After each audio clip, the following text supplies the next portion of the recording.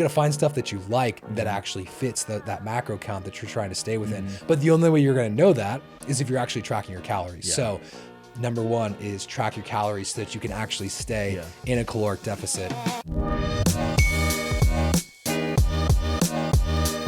Yo, what's up, guys? Welcome back to the Wealthy Creative Podcast. I am your host, Landon Rhodes, joined by my co-host, AJ Cruz. We obviously have a new set today. We just took some time and built this thing out. Not sure how we're feeling about the pink and blue chairs yet. Probably going to upgrade these to some cognac.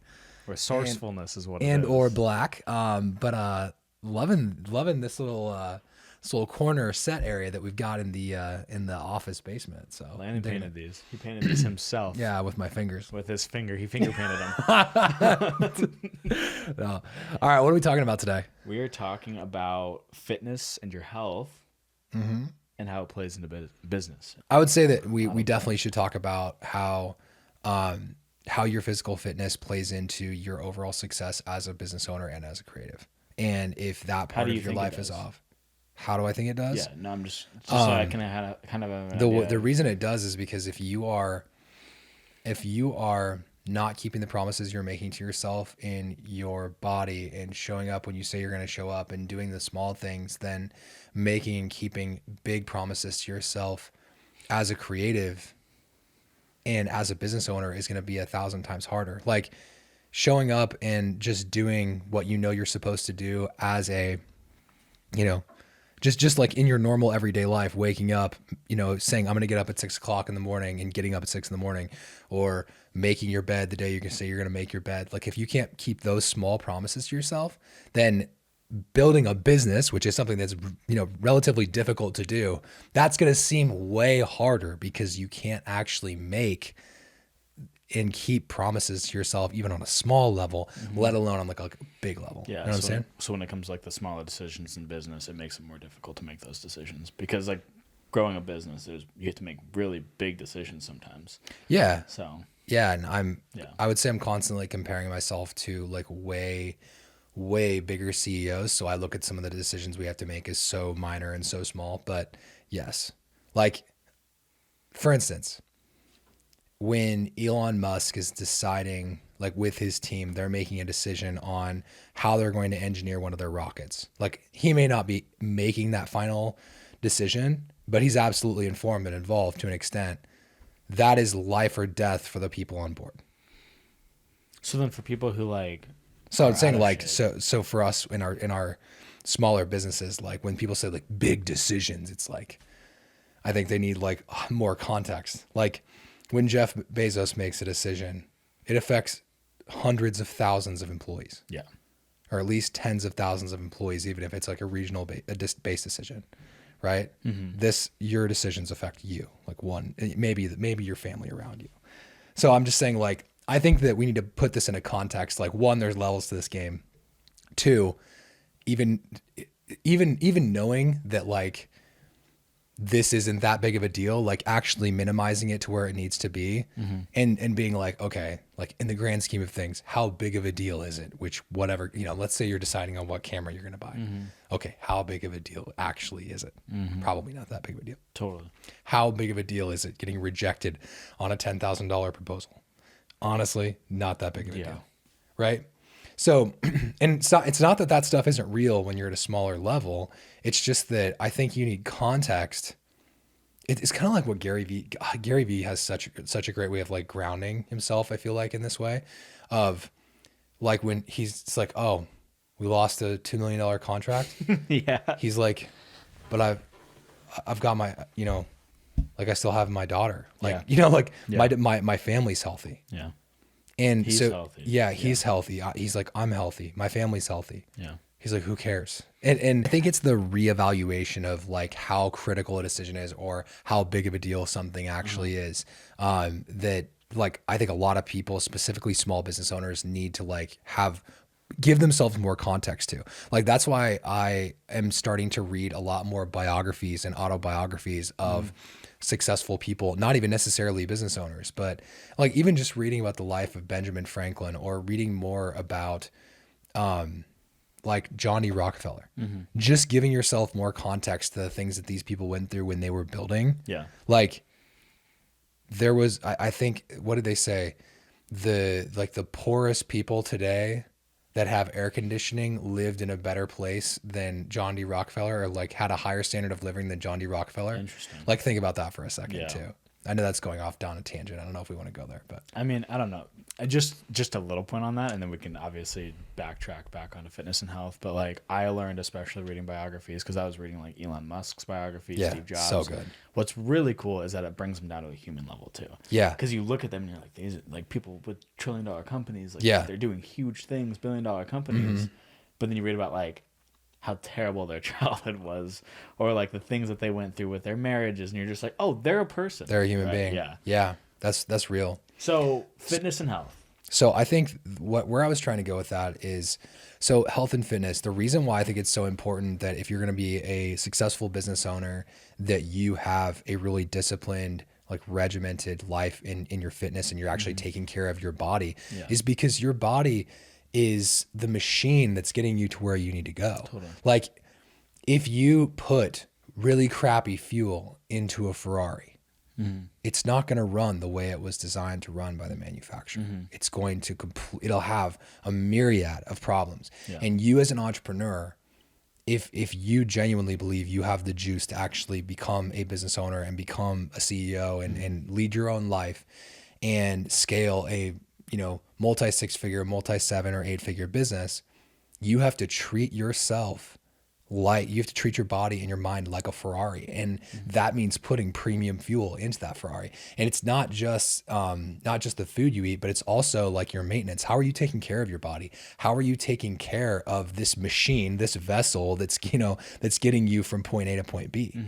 Like, I just remember when I got started, I was drinking way too much, using like, using tobacco, stuff like that. And I just remember like I was constantly maxing out my RPMs, like, nicotine, stuff like that, just to like, over caffeinating, using nicotine, alcohol, high highs, low lows, and all just to kind of like maintain this constant like red line pace. Absolutely the wrong idea. It's so funny because when I got started, I wasn't doing any of that stuff. I was getting up at 4:30 a.m., hyper disciplined, meditating every single morning. Like this is like when I was in my cockroach infested apartment, dude. I was straight up meditating every single morning for half an hour. And I remember like the focus and the peace that brought me.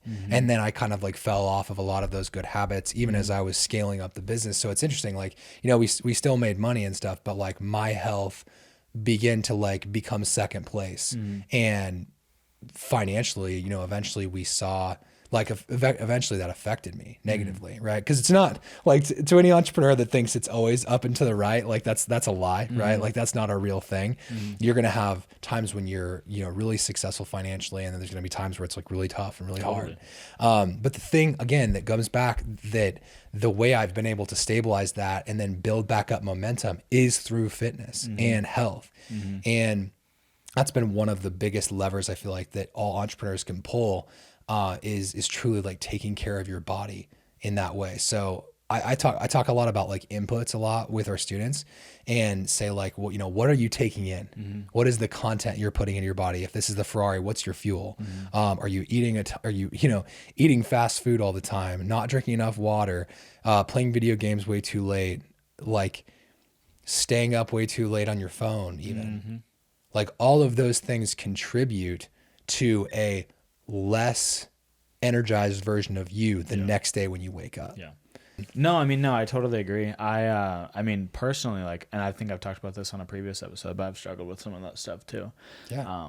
But what's really cool is like, you can really feel the difference when you finally like do bounce back. Right. So like when it comes to video games, or when it comes to eating poorly, like even just in the past couple weeks, or in the past like week, I've tried cleaning up my diet a little bit, and like you can feel like the inflammation going down. You can feel the clarity in your brain, and when you're having conversations with clients, and when you're in meetings, or if you're creative and you're watching this, and maybe you're like in a creative rut, right? Like just like dialing in your fitness and dialing in your diet, just making yourself feel better. Just like it brings out a new version of yourself, a new level of like what you're actually able to accomplish. And we talked about this in the car too, dude. Right? Like maxing out, especially because we're both going through the same season. We were talking about like the RPMs. Yeah. Like if you're constantly say your car redlines at like 5,500 RPMs and you're constantly redlining that thing every single day. And that's what I was speaking to when I was talking about like drinking too much or overusing tobacco or caffeine, like constantly that redlining effect. Yeah. Eventually it just wears on your body and, it works against you. Yeah. 100%. Yeah, like as hard as you're trying to charge in one direction, like those things is as silly as this sounds. Like when you're in that, you're thinking, oh well, if I throw in like a Zyn or whatever, and I drink coffee, I'm gonna be more productive that day. But it's like, okay, let's look at the long term effects of that. Like how's that affecting your long term health? And it's a real thing. So I want to like get tactical with people. So I have been focusing a ton on my health lately, like really, really cleaning up my diet, even in just like the last couple of weeks. And I've noticed a massive difference in just inflammation, energy levels. Totally. Like when I wake up in the morning, how do I feel? And it's night and day difference. And it's so interesting because the money always follows.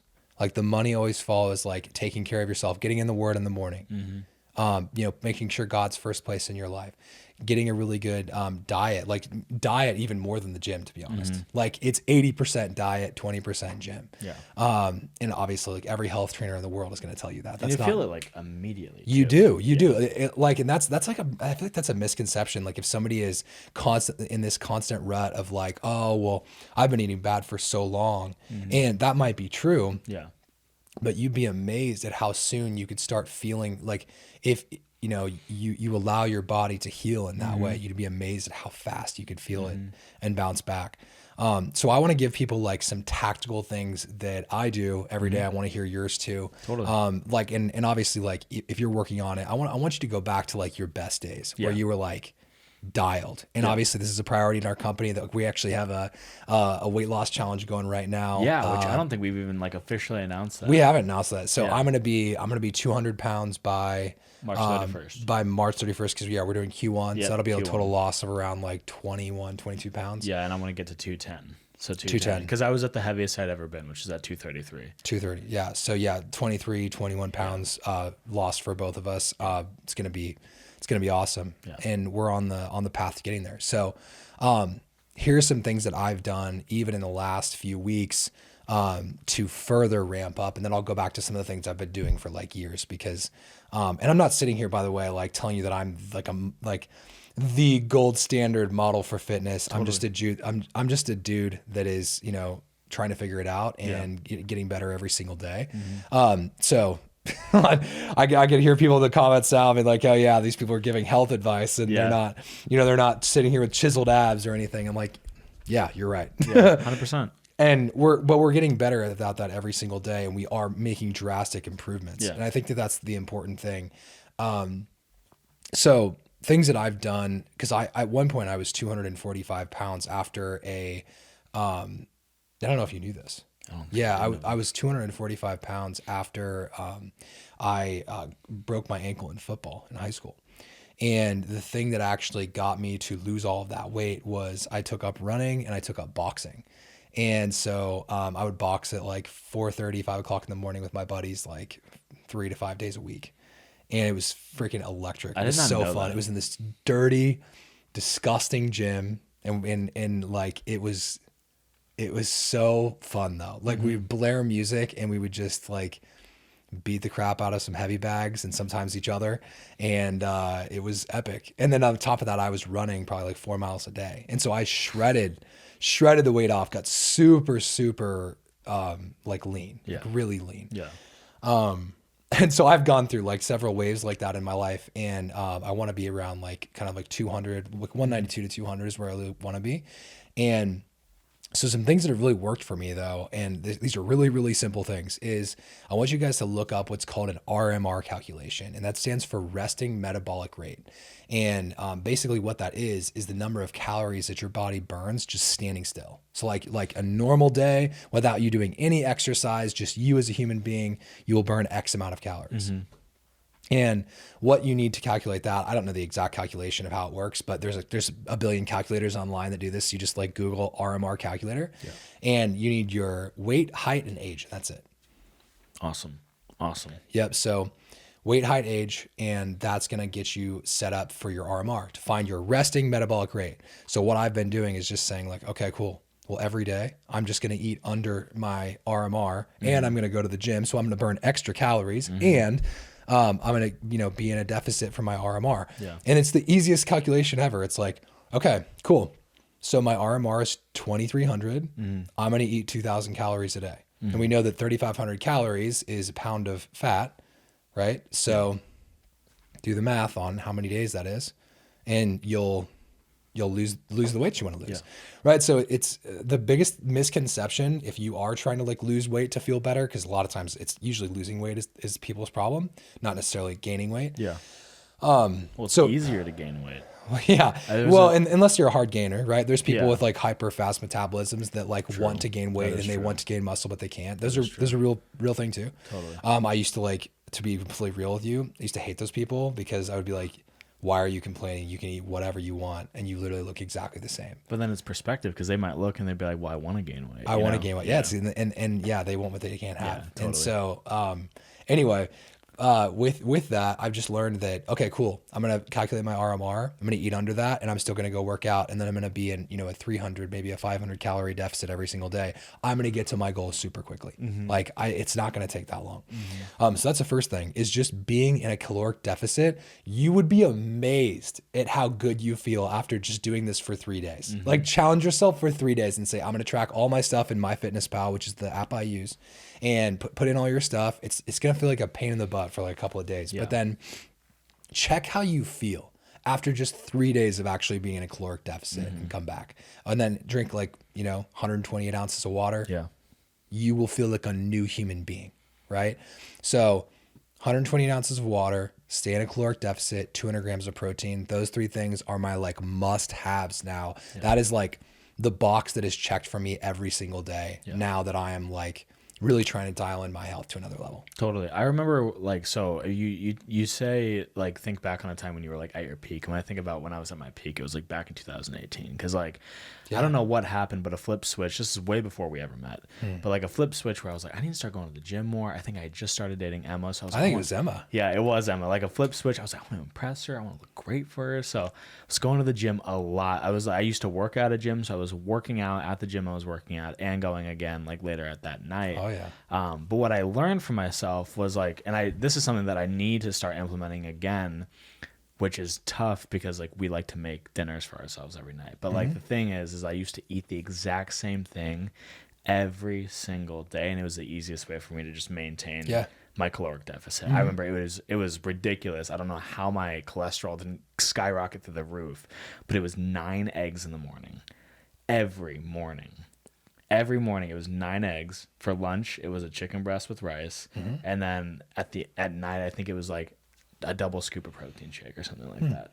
Yeah, it was like, that'd make you shreddy Freddy real quick. It would, also some really stinky toots too. But no. Yeah, dude, I think I shredded down. I was like, when I started I was like 215. I got all the way down to like 195, and I was like 6% body fat. That's so funny. That's where I was at 8%. Is it 195? 192? It was ridiculous, but it worked. But the only thing was, it was kind of hard to maintain. That was the thing. My gosh, yeah. That was extremely difficult. That's the thing. Like I think I could. That's where I'm shooting from, like my 200. To be at a really, really strong maintenance. 192 was like the cuttest I had ever been. But what 200? I think I could stay at that level and then just continue to build muscle on top of that for a long time. Totally. Yeah. So you ate a lot of the same foods. Yeah. I'm definitely a creature of habit that way too. Absolutely the same way. Yeah. But I have like recipes that I rotate in between, and then I will get also sometimes obsessions. So like, do you remember what my most recent obsession was? Is it canned chicken or something like that? No, I did eat canned chicken for almost every meal, like one of the days last week. But that was a really quick burnout because it was honestly just because we were so busy that day. I didn't have time to cook, and we didn't have any cooked food. No, but it was Thai food. Thai food is actually so easy to cook. Yeah, and it's relatively healthy for you. Yeah. Vegetables, Thai chili paste, and then you can use like light coconut milk. Yeah, and it will elevate. It will massively elevate just like a chicken breast and rice just by having the vegetables and the extra sauce and stuff. Obviously, you have to be careful so you're not just like inhaling coconut milk because it's pretty high in fat, or it can be. But like just something simple like that, I literally latched onto that. I think for probably a week and I ate it almost every single. That's how I was with shrimp and cocktail sauce. Oh man, yeah, dude. I bought like 2 trays of it. Megan knows when we walk into Baker's, and I'm like. Babe, because they have these $10 jumbo shrimp and cocktail sauce. Yep. I'm like, babe, and they're already cooked. I'm like, babe, just think of the protein. Yep, just think of the. And it's like 90 calories and like 20 grams of protein. It's ridiculous. So good. It's ridiculous. Yeah. So yeah, that's a huge hack too. That's a big hack on the road, by the way. Is shrimp and cocktail sauce for a high protein, low fat meal. Yeah. Obviously no carb meal too. Yeah. But yeah, so I think Hormozy just dropped the Hormozy recipe book. Hilarious, like banger videos, dude. Yeah, the high protein recipe book, guys. Like, obviously, there's a ton of like really processed stuff in there, but that he says in the very beginning, he's like, if this is for the people who want to eat super clean, this is not for you. Yeah, this is for people who want to pack on protein as fast as humanly possible for as cheap as possible. Yeah. And it delivers. It massively delivered on that promise. And some of the recipes are really good. Yeah. Like I did his lox and cream cheese toast. Fire. So good. Yeah. So definitely like find your recipes that you like that are high protein, low fat, relatively low carb, and that allow you to eat, if you're making a transition, you got to find stuff that you like that actually fits that macro count that you're trying to stay within. But the only way you're going to know that is if you're actually tracking your calories. So number one is track your calories so that you can actually stay in a caloric deficit. Number two is make sure you're hitting your protein. This is especially for men. Make sure you're hitting your protein requirements. And, there's a lot of research online that says basically, 1 gram of protein per pound of your body mass. I've heard that one. That's the one that I go off of. There's going to be people in the comments that are like, wah. But that's the one that I like to go off of. I feel great on a high protein diet. I operate like a machine. Everything works better in my body when I'm like high protein. Feel stronger. Like feel good. Yeah. And then, supplements, like I always do like a protein shake after a workout. And, those are just really good, having protein shakes with, like, if you get a decent blender and, protein shake, blueberries, spinach, almond milk, and like honey. A chicken breast. No, God, no. Speaking of that though, did you know that when, Zac Efron was, I think, getting cut for Baywatch? I think it was Baywatch. Was it Baywatch he was in? It was Baywatch. Yeah. He was shredding up chicken breast and drinking shakes. I got that idea, when I was. Is that where you got the idea from? Yeah, that's where that's why I did it, because I saw him. Did you do that with like? Did he do that in like broccoli and Diet Coke or something? No, was that his diet, bro? It was eggs, like whole milk, chicken breasts. That's disgusting. That's actually disgusting. It was horrible. But I'm sure he was grateful because he was on such a cut, so that I'm saying that's what I did.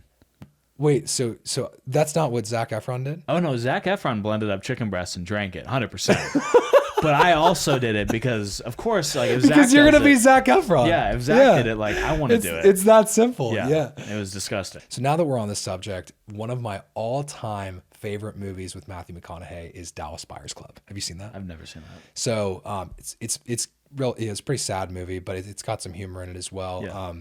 He's diagnosed with HIV and AIDS, and basically the entire movie is him fighting to stay alive. And so he gets like rail thin through this process. And when you hear about like his diet when he was getting down to that point, holy cow! Like, I mean, he had to embody someone that was dying of AIDS. So it's when you, I don't know if you've ever looked into some of those when people have to do those extreme cuts, like Oh yeah, dude. like it's pretty crazy. So anyway, we don't have to go there, but that was one of the craziest cuts that I'd ever seen in my entire life, and obviously just an incredible movie. I don't think that will actually make the podcast, but we'll see. It totally could too. I mean, just actors in general, like they're highly committed to the character, right? 100%. And so what like we Hugh can Jackman did. That's right. Hugh Jackman was another one that got insanely cut, and then he had to gain it back for something. That was Christian Bale. Yeah, for Batman. He had to two roles back to back. Yeah. Yeah, one of them he was insanely thin, and then one of them he had to gain it back. Yeah. But the takeaway from this that you guys could actually apply is not to do fad dieting or insane cuts to like get what you want. That's not sustainable. Highly 10 out of 10 do not recommend. Yeah. But here's what you can take from that. One thing that all of those people have in common is that they were highly committed to the character that they needed to play in that season.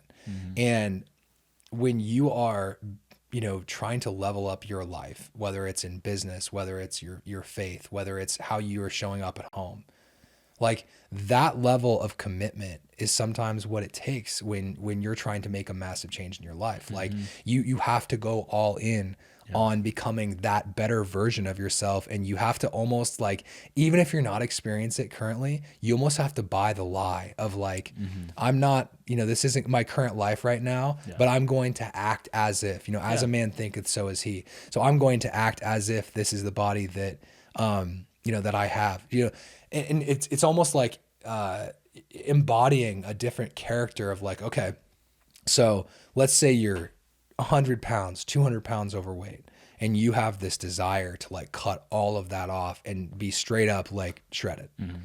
If you were going to, you're going to have to convince yourself every single day of be like, okay, I am this is what my body looks like today. I want to be this.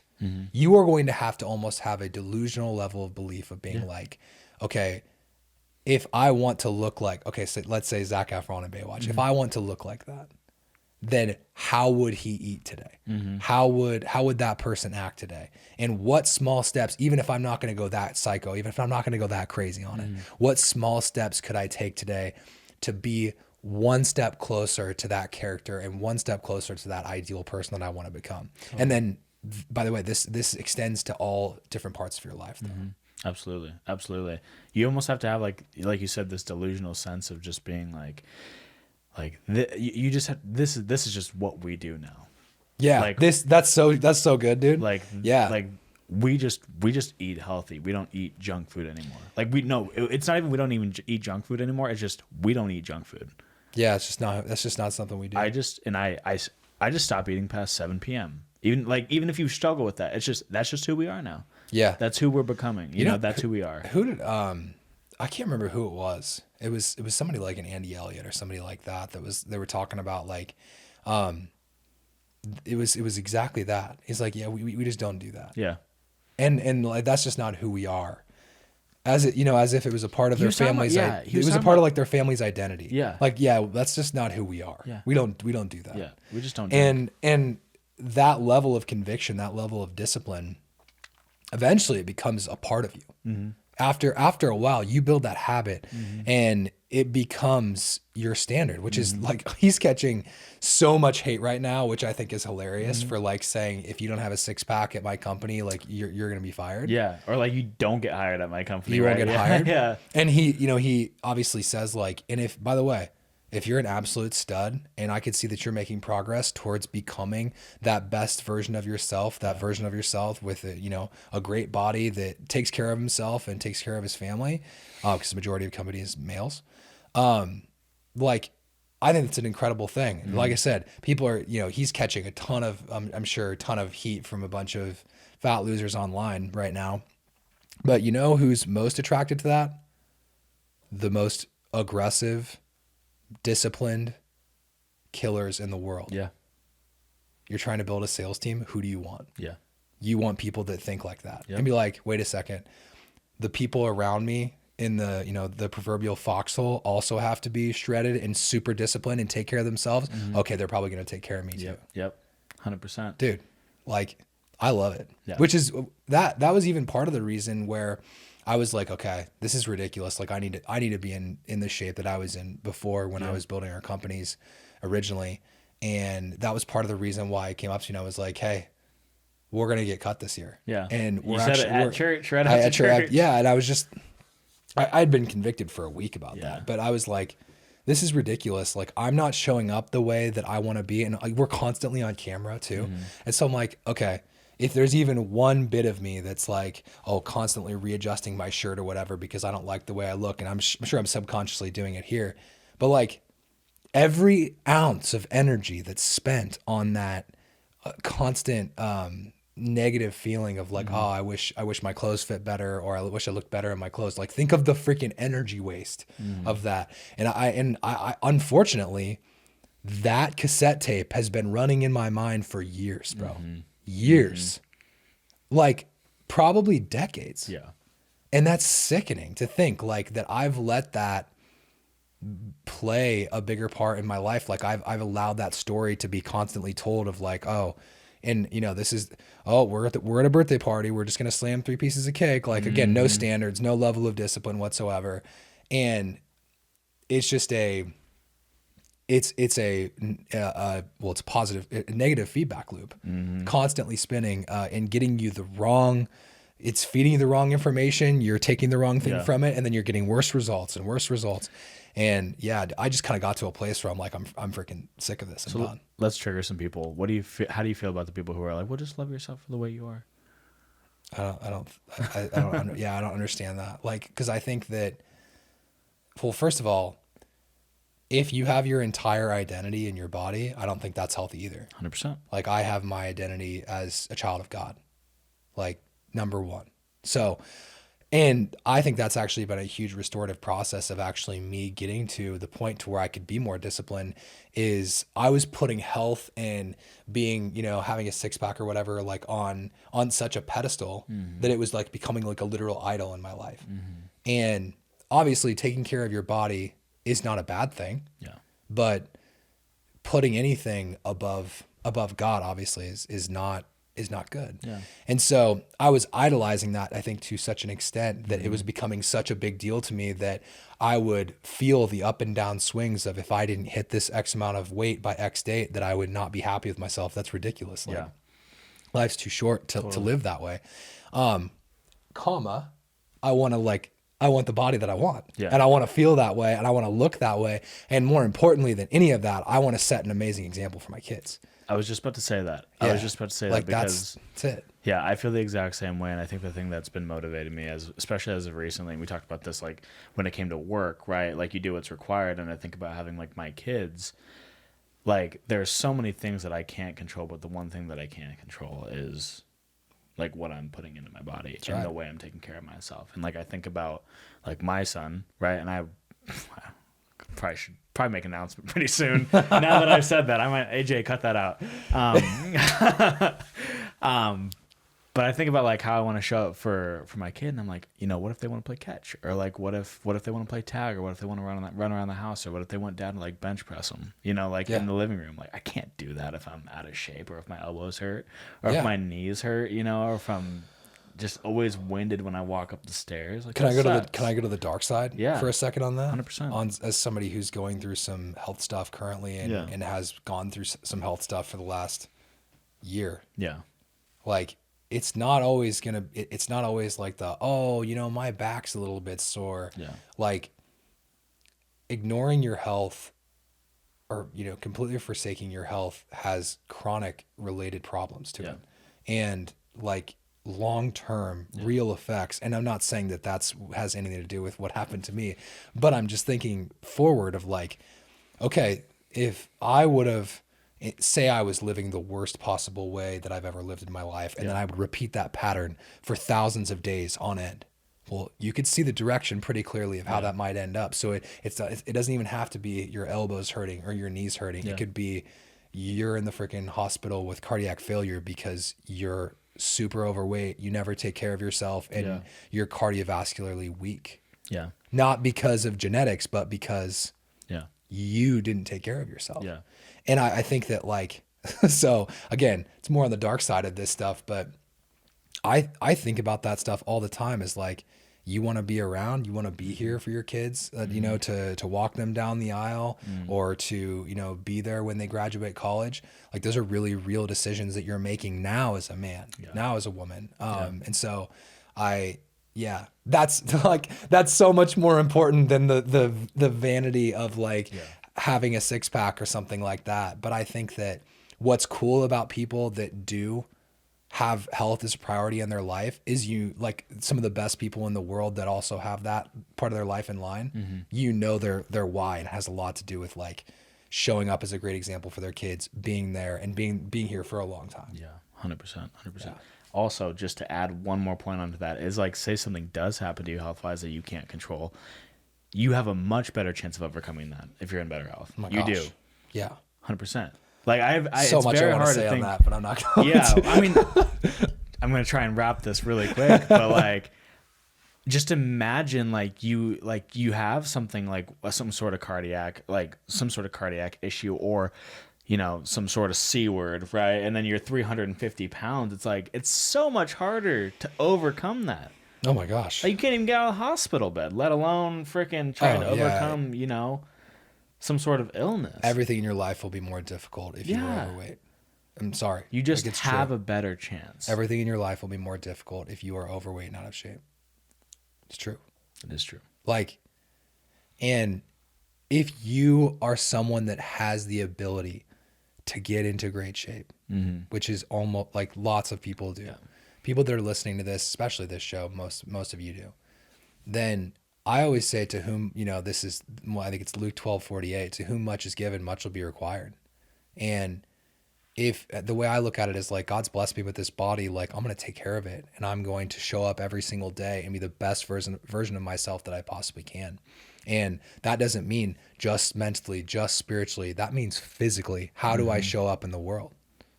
And that's just, I'm just so grateful that we're making that more of a priority now at, you know, I'm 31. And obviously it had been a priority in the past as well, but sometimes things need to be moved back up into priority because they get dropped. Yeah, absolutely. Really, really good points there. We didn't talk about exercise. We need to talk about exercise. But honestly, like, or extra fries. Everyone says extra fries. No, you guys. Did I just ruin your whole flow? No, you're good. Because I think what's really cool about the fact that we've hammered so much on diet and is because like, and you'll hear it all the time from personal trainers and from fitness gurus and whatever, but your diet's like 70% of the battle. Oh yeah. Right? You can't outwork a bad diet. It takes this, you know, it's my favorite way of resetting that importance in my mind. Yeah. It takes about 30 seconds to a minute to consume 1,000 calories or less. Yeah, dude. It takes, that's if you're like really getting after it. But it takes, you know, an hour on the treadmill to burn 600 plus calories. Yeah. Well, I literally was. Think about that. Isn't that crazy? Yeah. I was just at the gym and I walked at like a 15% incline at that, like, you know, 3 miles an hour for half an hour. And I only burnt 260 something calories. Yeah, it's super depressing when you see it. And like I think about that, but then I look at like you go to a Subway and you get like a foot long and that alone is like 1,300 calories. Oh yeah. And you can eat that in what, 10 minutes? Oh yeah. So in 10 minutes you can gain double the amount of, oh my gosh. Yeah, it's crazy to think about. That's actually a really good like reset though. Yeah. Of like, oh, realizing, oh, okay, cool.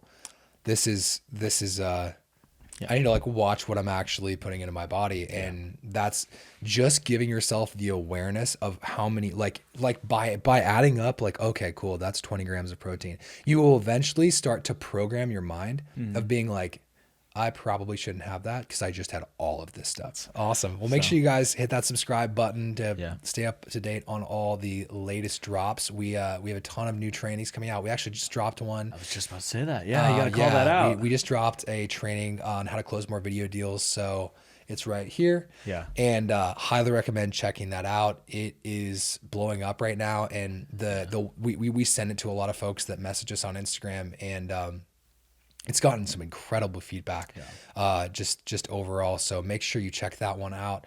And do you have anything else to say before we end? That's all. And if you guys haven't kept up with any of the other episodes, check those out too. We have an entire playlist. If you go to our playlist area on the channel, you can see all the episodes that we've dropped already. So awesome, dude. Stay wealthy. Bye. That was good. Yeah, dude.